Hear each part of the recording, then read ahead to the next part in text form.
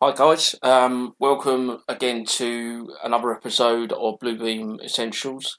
I've made a slight change to the order of episodes, more so because I just wanted to do a quick little video on a pretty good little function that Bluebeam provides, especially for those of you that are doing projects, doing takeoffs and other bits and pieces, to do with a lot of drawings. Now, one of the biggest things that I've come across in my time that's a right pain to deal with is when you get sent a revision of drawings, and the consultant has been lazy and not bothered to mark up where the revision changes are, or what things they put in, what they've taken away, and so on. So there's a really good little tool here in Bluebeam that will pretty much do that work for you. So I'm just going to show you how that works. So what I've done is I've created a couple of design drawings here. So we're just going to open up the ground floor and we're going to open up the first floor. So again, you'll recognise these drawings from the Magic Plan videos that I've done, and also some of the other previous videos. But as you can see, I've got a little design here. You're probably wondering why there's a little smoke detector there.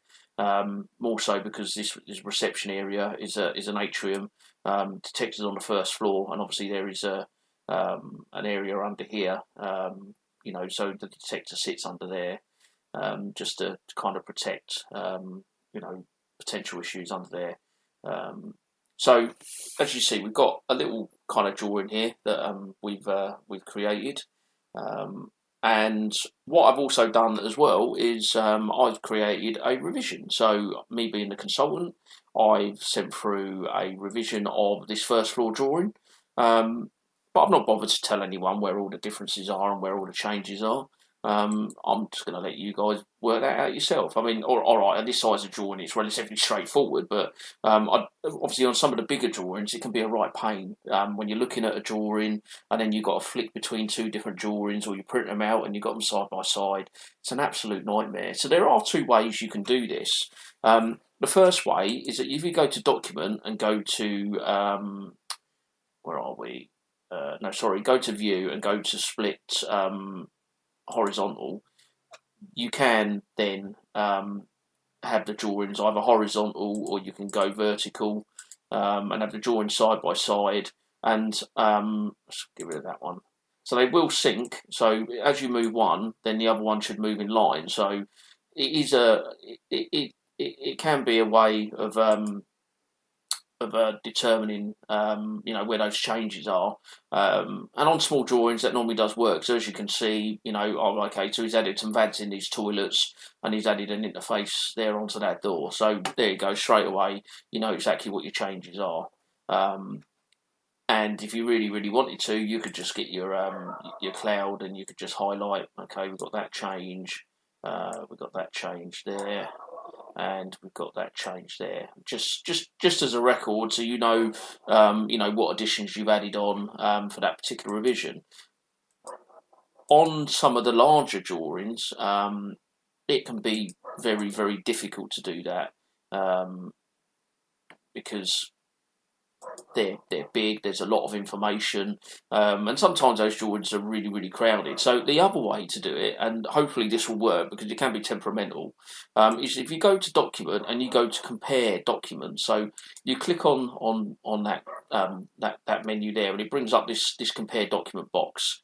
So as you can see, Document A is my original revision 0 fire alarm. Document B is my revision 1. So what I want to do is, if you go into most of these elements here, you can actually select a folder where it will save it will create a separate drawing showing you where all your changes are. So you can select a particular folder on your computer where it saves that to. But if you click on Advanced, and as you can see, there are a number of options here. But the one that we want to look at is this one here. So we know that document A is our revision 0 drawing. So what we want to do is we want to highlight on a new drawing that is highlighting the changes on the revision 1. So in this particular instance, we're going to want a new copy of document B.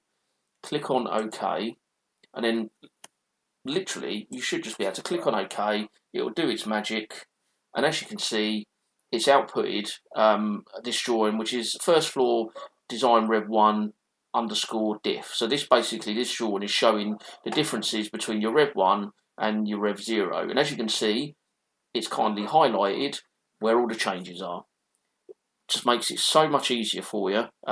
Really, really good little tool to use, especially if you're doing a big job, you know, and there's a lot of revisions, and you know, time is precious, and you guys don't really want to be spending hours going through a drawing trying to work out what the consultant's done, or who's added what, you know, and who's made what changes. You know, especially if they haven't kind of taken the time to highlight or cloud those revisions. And what you can do then is you can actually just add in a little, you know,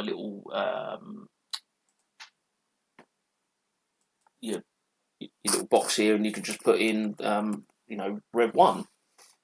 Just so that it kind of gives you, you know, a paper trail, if anything, so you can always go back and look and say, right, well, when was that particular device added in?